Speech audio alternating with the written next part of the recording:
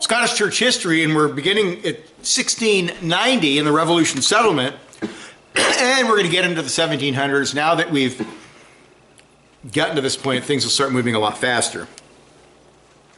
The Revolution settlement of the Church of Scotland. The Estates of Scotland had told William of Orange,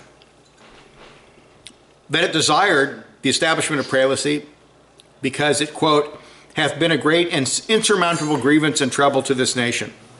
Excuse me.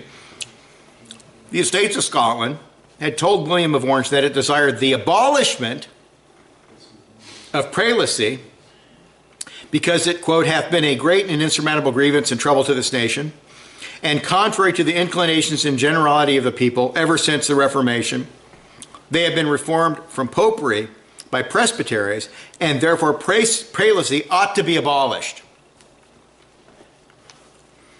After William was established as king, the estates were converted into parliament. Parliament has to deal with a mess left by 28 years of prelacy. The Scottish Parliament was divided into three factions. The first, known as the Jacobite Party, were supporters of James. They were composed of prelatists, papists, and supporters of absolute power in the crown. This party was actually quite strong, and most of its supporters came from the north. The second party was called the High Presbyterian Party, or the Club. The Club wanted to restore pure presbytery, including the accomplishments of the Second Reformation. Most of the Club members, if not all, believed in the divine right of Presbyterian church government. The third party was the moderate Presbyterians. The moderate Presbyterians were content to have Presbyterian government set up by a parliament without any reference to divine right. The moderate party was willing to forego the attainments of the Second Reformation to reach a settlement. We could say they were the more pragmatic Presbyterians in the negative sense. The Jacobites were adept at pitting the moderate and high Presbyterians against each other. Meanwhile, King William, who actually preferred Presbyterian church government, believed that he must do nothing to upset the Episcopalian establishment. King William believed that Scripture did not prefer one form of government over another. What grew out of all this was a compromise settlement crafted so as not to offend King William and not to offend the English Episcopalians. So, prelacy was kept in England, and they have it to this day. They were ordaining sodomites and all sorts of perverted things. Presbyterianism in Scotland, and of course, Scottish Presbyterian Church now is totally apostate, and they ordain homosexuals as well.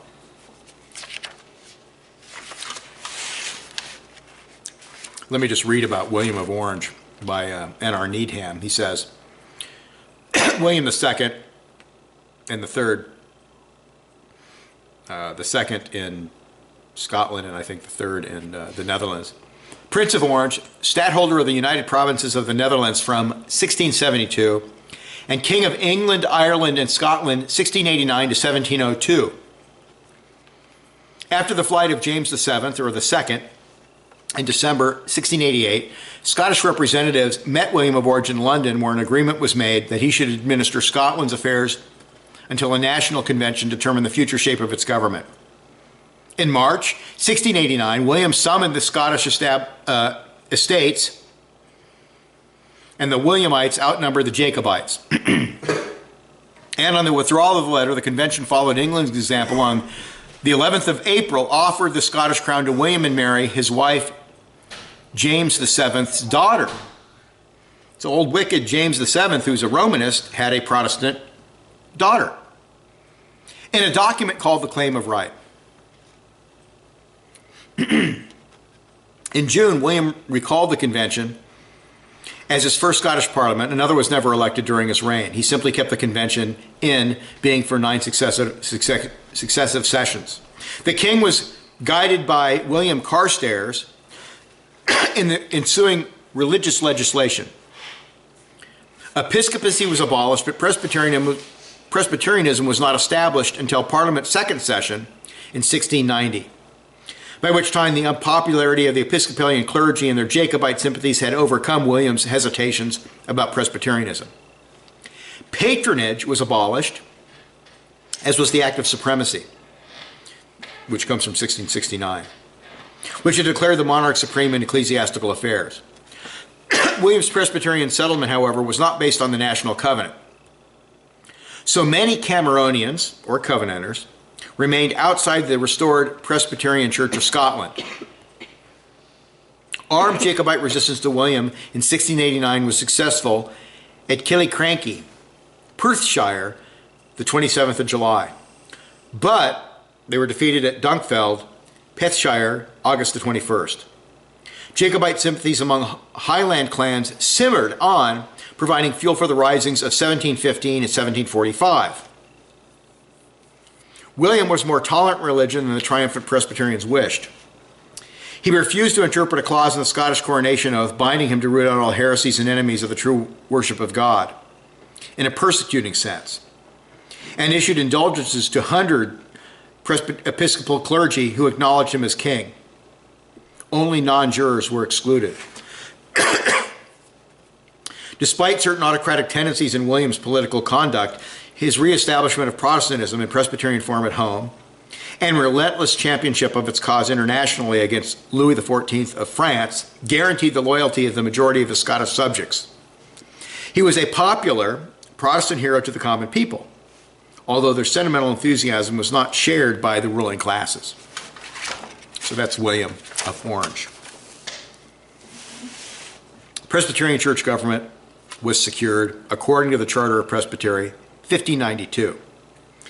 The Second Reformation period, 1638 to 1650, the most important and purest and best period of Presbyterian history, was completely ignored, except the Westminster Standards. Patronage was abolished, and the small number of ministers still alive who lost their churches in the 1660s had them restored. And out of, 600 ministers, I think there were 40 left who were still alive.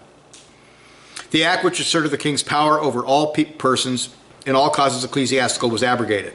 An act ratified the Westminster Confession of Faith. An act stated that Presbyterianism is agreeable to the Word of God and most conductive to the advancement of true purity and godliness.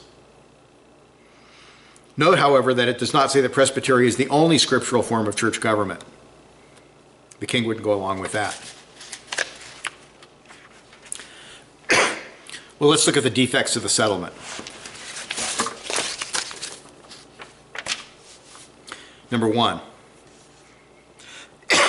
the Westminster Confession was ratified, but the acts of the General Assembly, in particular 1647, which stated that the church had the inherent right to call her own assemblies, was omitted.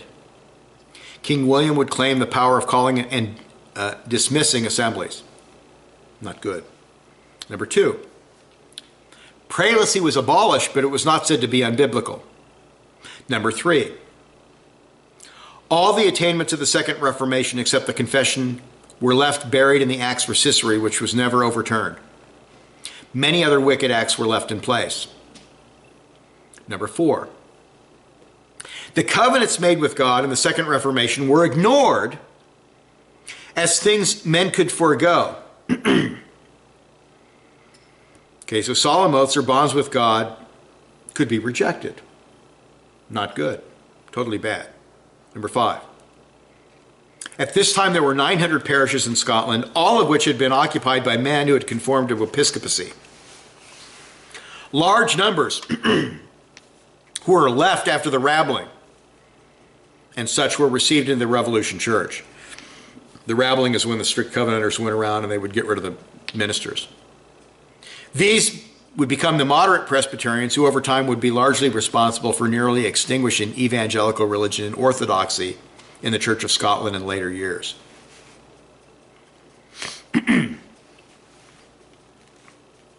Compromise, pragmatism, allowing declension. It's not a recipe for reformation. Of the roughly 400 ministers who were rejected by the drunken, corrupt Privy Council, only 60 were still living in 1690. So it's 60 and consequently the Presbyterian Church was weak and in a poor spiritual state at the time of the Revolution settlement. It was unwilling to fight for the excellent biblical attainments of its spiritual forefathers.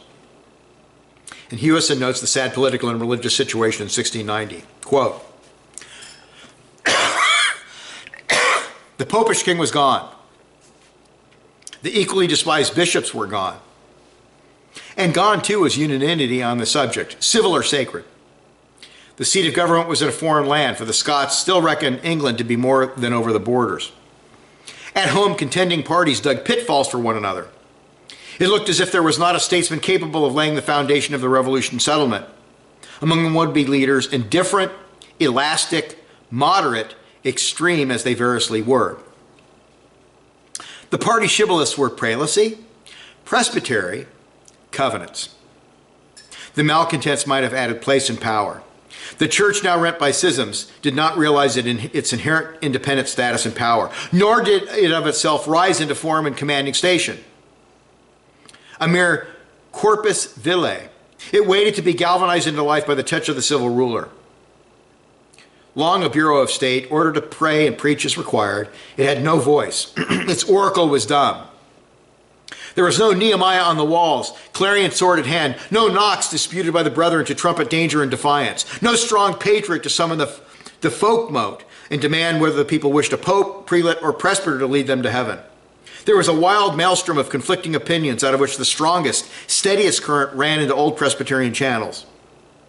To return to the pre-Reformation allegory, the mariners, the country pastors, whichever way the wind blew, were content to remain in the ark, drifting as it were. They were concerned into settled waters. The persecutions, the compromises, the declension, the pragmatism had done extreme damage to the Presbyterian Church in Scotland. And the result was a very mediocre church. A church so corrupt the Covenanters, rightly, in my view, remained separate. The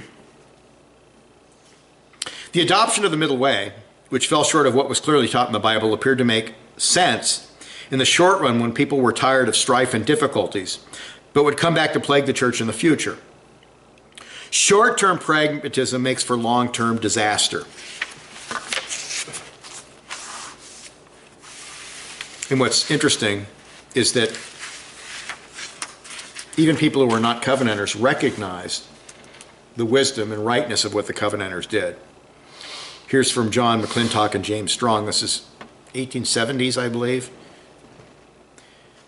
Here's what they say. Covenanters, the name given primarily to that body of Presbyterians in Scotland who objected to the Revolution settlement in church and state, and desired to see in full force that kind of civil and ecclesiastical polity that prevailed in Scotland from 1638 to 1649.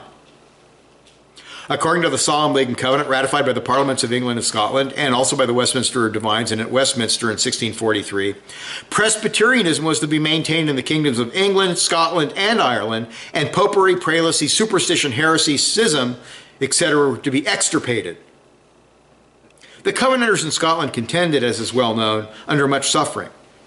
For the species of Presbyterian supremacy throughout the reigns of Charles II and James VII,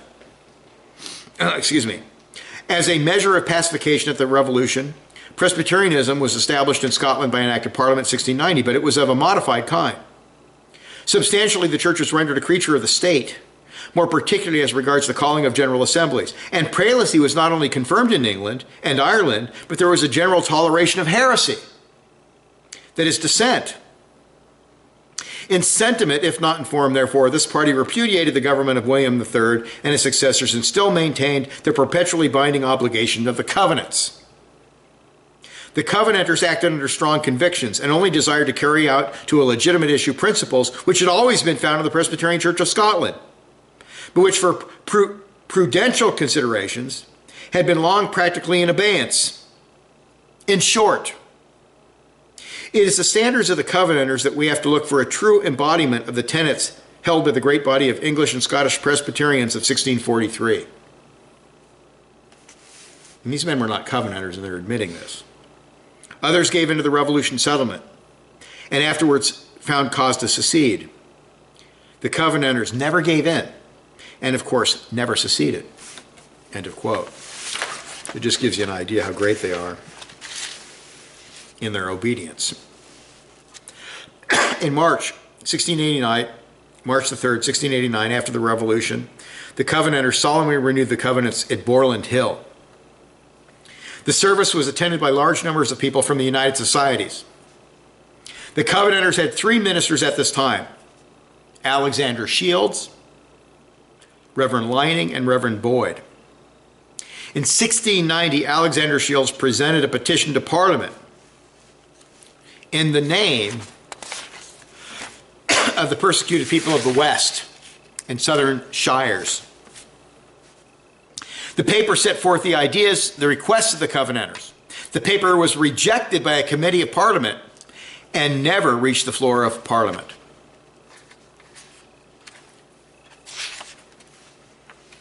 Let me just read you quickly about Alexander Shields. He lived 1660 to 1700. And this is from Sherman Isbell, an old buddy of mine. He's a retired minister now.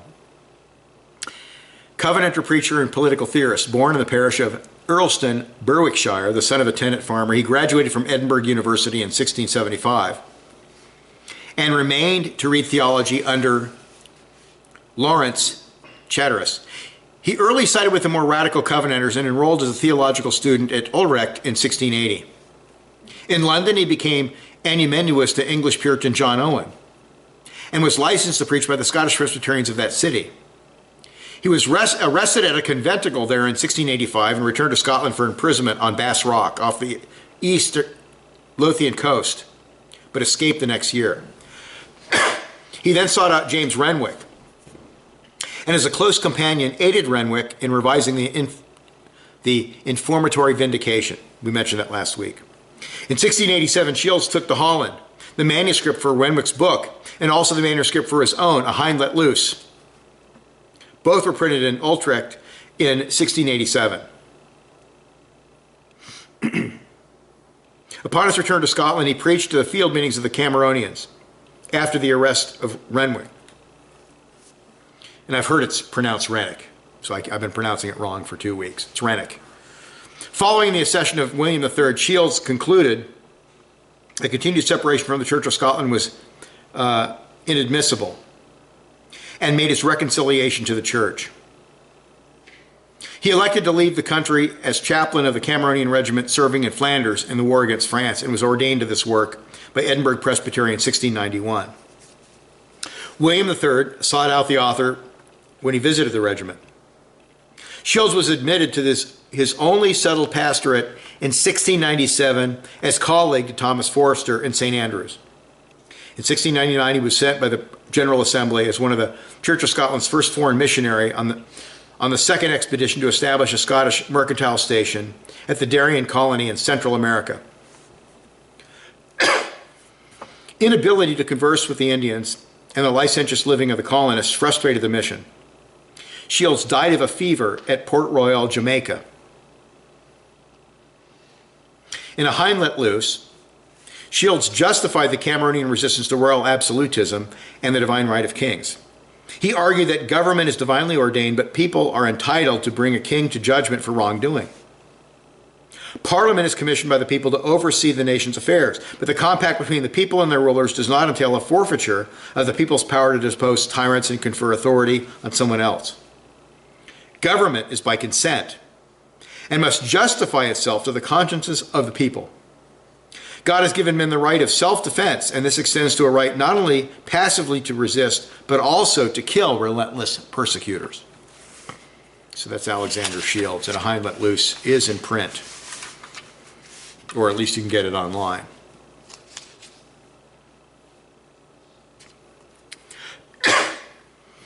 Scotland held its first General Assembly after the Revolution in October the 16th, 1690.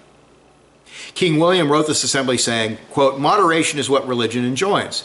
Neighboring churches expect from you, and we recommend to you." Okay, moderation. This assembly took basically the same course as the Parliament, which was to avoid offending the king and the Episcopal Church in England. The strict Covenanters settled delegation of this General Assembly to address their grievances with the settlement and so on. Patrick Walker, one of the Covenanters who attended the assembly, wrote, quote, "We were long put off and with great difficulty got laid before them, many of them about the helm, looking down on us with a frowny countenance. And when we saw many of our bitter-tongued persecutors sitting there as elders, and had so little regard to our grievances and esteem of us, that they thought it not worth their while to give us any answer. These and other things made us come out with our hearts filled with sorrow." End of quote. The three Covenanter ministers, Shields, Lining, and Boyd, presented two papers to the assembly, a long one and a short one. They wanted the assembly to consider the Covenanter-held positions. A committee of the assembly stated that the shorter paper could be read to the assembly, but not the longer paper, because, quote, "Though there be several good things in it, yet the same doth also contain several peremptory and gross mistakes, unseasonable and impracticable proposals, and uncharitable and injurious reflections, tending rather to kindle contentions than to compose divisions." Things haven't changed a bit, have they? The three ministers appeared before the assembly and acknowledged the shorter paper. The assembly adopted the report of the committee with one dissenting vote. Later in life, Alexander Shields stated that he regretted not taking a more bold attitude at this assembly.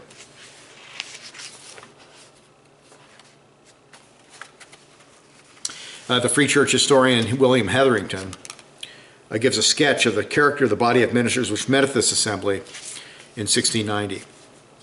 Quote, "Within the church there were three parties: the aged ministers who had been ejected at the commencement of the persecution in 1660, and having escaped its deadly perils were now the proper representatives of the Church of the Second Reformation. The ministers who had to a greater or lesser degree conformed to prelacy, accepted the indulgence, and became tainted, somewhat with a tendency to laxity and indifference in doctrine, discipline, and government.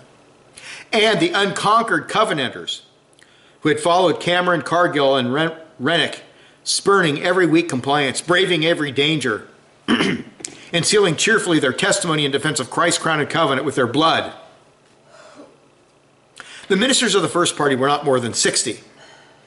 Those of the last, only 3, Shields, Lenning, and Boyd, while those in the middle party accounted to more than double the number of both the others combined. It is perfectly manifest, therefore, that no measure which the more faithful and zealous party could propose could be carried, if the middle party should resolve to oppose it. And there was no reason to hope that men who had tamely submitted to the tyranny of Charles and James, and even bowed beneath the prelatical yoke, would readily assume an attitude of bold resistance to Erastian policy of William of Orange. Accordingly, from the very hour when it met, the assembly was laid under the almost fatal necessity of entering into a compromise and keeping in comparative abeyance what its wisest and best members knew to be the great and essential principles of the true Presbyterian Church. Now that's a Free Church guy saying this. You look back at history, who are the heroes? Who are the faithful ones? The Covenanters. The Covenanters. It's plain. The Covenanters. One reason, perhaps the main reason, Shields, Lenning, and Boyd were subdued at this assembly was the sad fact that at the same assembly they applied for readmission into the Revolution Church. They promised the assembly that they would be subject to the judicatories of the church and to oppose schism and defection. Although Shields, Lenning, and Boyd were treated rather harshly by this assembly, all 3 joined the Revolution Church. Many years later, Shields told a friend that he let Lenning and Boyd have too much influence on him. Quote, "They were in haste for kirks, stipends, and wives." End of quote. Shields defended his entering the Revolution Church to Patrick Walker by saying there were many good men in it. This, of course, was a total repudiation of the Covenanter principle that union or separation must be the basis of official legal and creedal, the official legal and creedal position of the church, not just the character of its ministers. There are many fine ministers in the OPC. There are many fine ministers in the PCA. They're still corrupt, unfaithful denominations. When Shields, Lenning, and Boyd entered the Revolution Church, the Covenanters were left without an ordained minister. They would be without a minister for 16 years. Imagine that. No minister at all for 16 years. Even some of the society people, including the notable Patrick Walker, entered the Revolution Church. The Covenanters regarded the Revolution Church as a wicked, sinful compromise. In 1692, King William tried to force the General Assembly of Scotland to be one-half Presbyterian ministers and one-half Prelatists. The General Assembly refused and was dissolved by the King's representative. In 1693, the Parliament of Scotland passed an act which required all ministers of the Church of Scotland to subscribe to the Westminster Confession of Faith and to approve of Presbyterian church government. Not because it was the only scriptural method of church government, but as the only government of the Church of Scotland. This act was a move by Parliament to head off a confrontation between William and the General Assembly. Under this act, large numbers of former curates entered the Revolution Church. These men were unfaithful, lax, irreligious, and worldly minded. These men became the allies of the lax moderate party in the church. This gave the moderate party the ascendancy, which led to the eventual destruction of orthodoxy within the church. Okay. Compromise, pragmatism, toleration leads to apostasy. It may take a long time, but it will happen. It will happen. You got to be tough. You got to be faithful. You got to be strict. You got to be confessional. After the defection of Shields, Boyd, and Lining to the Revolution Church in 1690, the Covenanters would be without a pastor until 1706. In 1706, the Reverend John Macmillan would become the pastor for the over 7,000 Covenanters in Scotland. That's a lot of people. That's about the size of the Covenanter Church in America today. At its peak, the Covenanter Church in America was about 12,500. Then they shrunk down to about 5,000, and they're up to about 7,000 now. Between 1690 and 1696, the Scottish Covenanters would occasionally make use of the services of the Reverend David Houston, a Covenanter minister from Ireland. When Houston died in 1696, England and Ireland, like Scotland, were left without a minister. The Covenanters were without the preaching of the word and the sacraments for many years because they absolutely refused to hear or receive sacraments from any of the Revolution settlement ministers. They believed they were covenant breakers. They believed it was wrong to countenance these covenant breakers.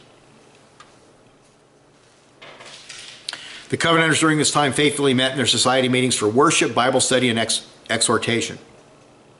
The services were usually led by elders. Discipline, membership, fellowship, and such was continued in the society meetings. John Macmillan was born in 1669. His parents were members of a prelatical church. He graduated from the University of Edinburgh and then for a time was associated with the United Societies. Sometime before 1700, he left the Cameronians and received licensure in the Revolution Church in 1700. After being ordained, he ministered in the parish of Balmaghy. In 1702, events began that would convince Macmillan to go back into the Covenanter communion. In 1702, Macmillan's synod instructed all ministers to teach a class explaining the national covenant. Macmillan, in the session of his church, decided also to expound the Solemn League and Covenant. This was inconsistent with the spirit of the Revolution settlement, which was to act as though the Solemn League and Covenant did not exist. The next step in Macmillan's journey back into the Covenanter fold occurred when his presbytery ruled that taking the oath of allegiance to Queen Anne should be left up to each individual to decide. They wouldn't condemn it. They wouldn't encourage it. This infuriated Macmillan, who filed a formal protest to the presbytery complaining not just about their position on the oath, but also the whole Revolution settlement. The presbytery disregarded Macmillan's complaint, and then after a time, made a weak, half-hearted attempt to refute Macmillan's position. Macmillan became disgusted with the presbytery and stopped attending presbytery meetings. For a time, Macmillan waffled back and forth on whether to obey presbytery or to go his own way until finally he was deposed from the ministry. While Macmillan continued to minister in his church, he was summoned to appear before the General Assembly. Macmillan failed to appear.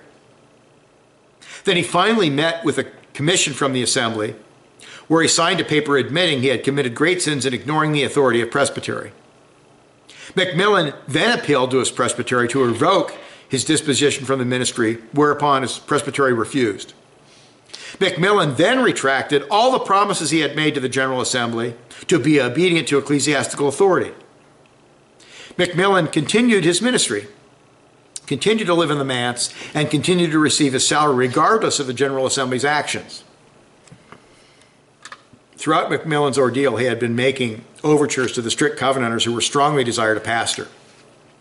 Okay, we see that Macmillan was by no means a perfect individual.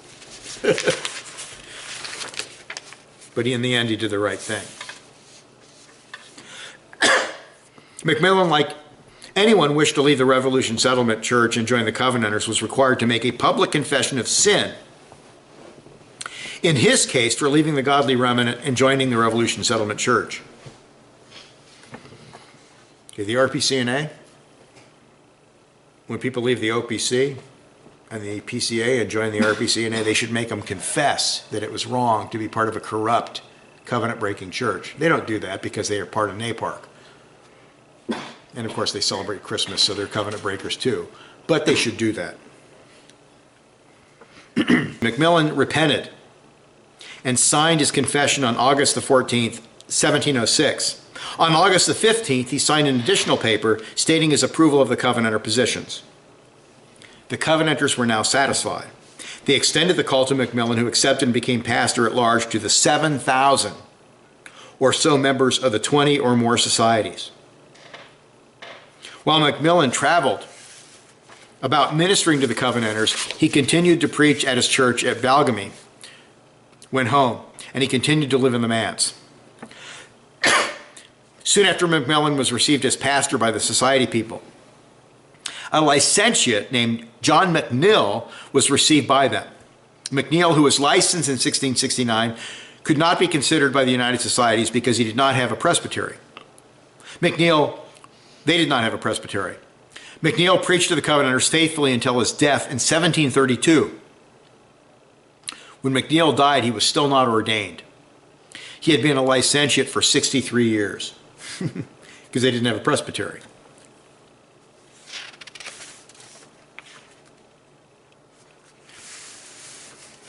And let me just say something about Macmillan before we depart Macmillan. This is from Gordon Ketty. He's an RPC&A guy, although he rejects covenanting openly. John Macmillan, 1669 to 1753, first minister and principal founder of the RPC. Born in Barn Cowlaw, near Newton Stewart, Galloway, his boyhood was spent under the shadows of persecution and the killing times. Although his family appears to have entered to the established church, from his youth his sympathies were with the Covenanters. While a student at Edinburgh University, 1695 to 97, he associated with their societies, but on graduation, with an MA, 1697, returned to the Church of Scotland, took up theological studies, and was subsequently licensed to preach in 1700 by the Presbytery of Kirkcudbright. He served as a chaplain to the Laird of Broughton prior to ordination at Balmagee, Kirkcudbrightshire, in 1701. The death of William III in 1702 reopened the question of spiritual independence of the church from the state. The Revolution Settlement had omitted any affirmation of the divine right of presbytery and the continued obligation of the covenants, National and Solemn League. Macmillan and others petitioned presbytery with a list of grievances, calling for a return to these historic expressions of the church's spiritual independence. Presbytery was in sympathy with this basic perspective, but cautioned against precipitating action. This did not satisfy Macmillan. Woodrow comments that the grievances were Whiggishly abundantly, and suggests that Macmillan could desire no more reason from the presbytery. The discussion thereafter moved from the agreed doctrine to disagreeable disputatiousness,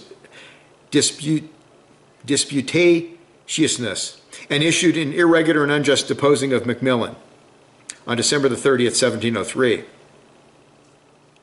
Okay, what's going on? He was disturbing the peace of the church by insisting on the covenants and orthodoxy. So what do? They defrocked him. Have things changed much? Not much. Now you just don't get a job. You don't get hired. You won't get approved by presbytery. Such was the devotion of his parishioners that he continued to preach unhindered in his church until 1715 and was to occupy the manse until 1727. Macmillan, meanwhile, renewed his association with the Covenanting Societies, and on October the 9th, 1706, accepted a call to be their minister, their first since the martyrdom of James Renwick, 1688, and the defection of William Boyd, Thomas Lining, and Alexander Shields, 1689. The 1707 union and the 1711 restoration of patronage in the Church of Scotland confirmed him in his covenanting principles. They were, quote, fresh instances of the apostasy of the nation. RP Testimony, historical part, page 201. The covenants were renewed at Arkansas in 1712. Macmillan ministered tirelessly and with evident effectiveness to a scattered community of some 10,000 people. Okay, some say 7,000, some say 10,000. Worship was conducted in homes, barns, and in the open air.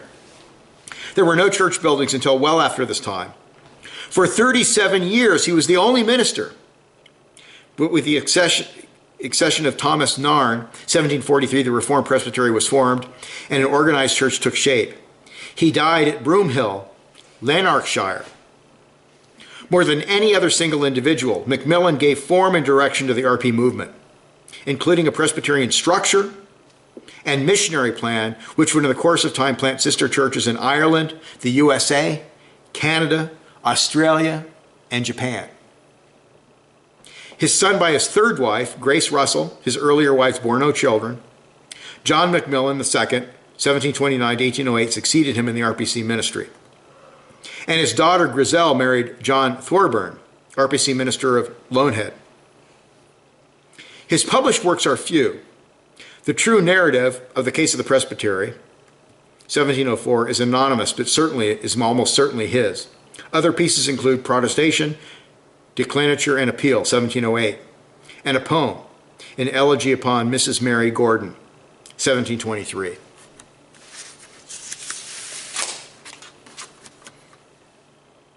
In 1707, a treaty of union was achieved between England and Scotland.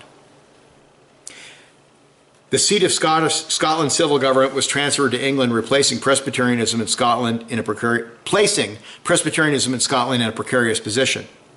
Hetherington says that, quote, that from this time onward, the Church of Scotland presents the melancholy aspect of a declining and unfaithful church, assailed by enemies without, and corrupted and betrayed by worse and more deadly foes within her own communion. The union was bad because the British legislature had every intention of reducing the Scottish Church to a servant of the English political will. In January 1712, a bill was passed by the British Parliament called the Act of Toleration. This bill gave legal toleration to the English dissenters in Scotland who desired to use the Episcopal liturgy, sacred calendar, holy days, and so on. It also forbid the civil authorities to add civil sanctions to ecclesiastical sanctions. For example, in a truly Christian country, an excommunication for adultery could then be tried and executed. This is how it works. Somebody brings a complaint. The church convicts them of adultery.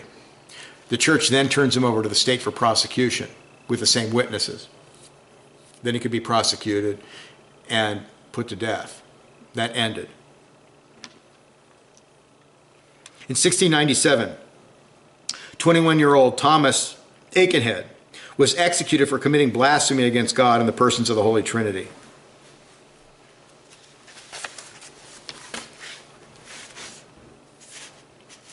The Act of Toleration was hated by the Scottish people, yet the Revolution Church did nothing. Now, Presbyterians today, they embrace holy days and corruptions willingly, with no pressure from the state. So we see that the church today is worse. Most churches today that say they're Presbyterian are worse than the Revolution Settlement Church, which was terrible. The Revolution Church remained silent. The Covenanters did not remain silent. They took the opportunity in 1712 to renew the covenant, the National Covenant and the Solemn League and Covenant at Arkansas. This is known as the Arkansas Renovation. The society people with uplifted hands swore to the Solemn League and Covenant, article by article. Several days of prayer, fasting, and exhortation were spent at Alcazar as the Covenanters renewed the covenants.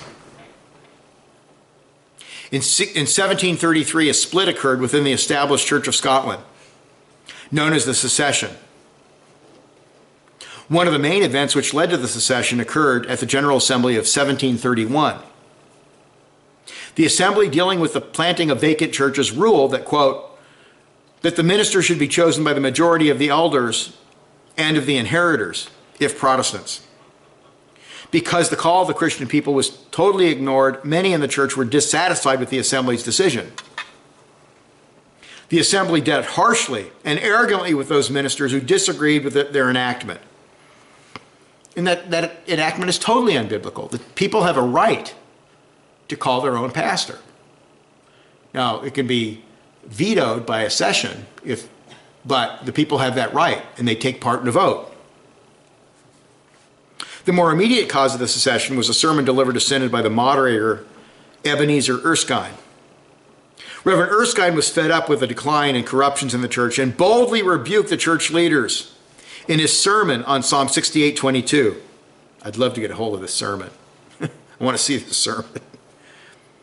The synod was greatly offended by Erskine's sermon and therefore voted that Erskine be rebuked. Erskine appealed his sentence to the next assembly. In May 1733, Erskine was rebuked and admonished before the assembly. Ebenezer Erskine, Alexander Moncrief, William Wilson, and James Fisher, you've heard of Fisher's Catechism? It's James Fisher. If you don't have it, get it. It's fantastic. James Fisher protested against the assembly's rebuke.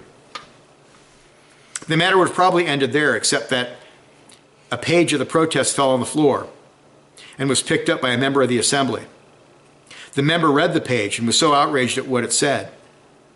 He then rose and told the assembly that these men were guilty of a treasonous insult against the assembly. The men were ordered to retract their protest, which they refused. In November, the assembly voted and cast these men out of the ministry of the established church. Okay, the assembly did them a big favor. At this time, the assembly was evenly divided between those who were evangelical and those who were drifting from orthodoxy.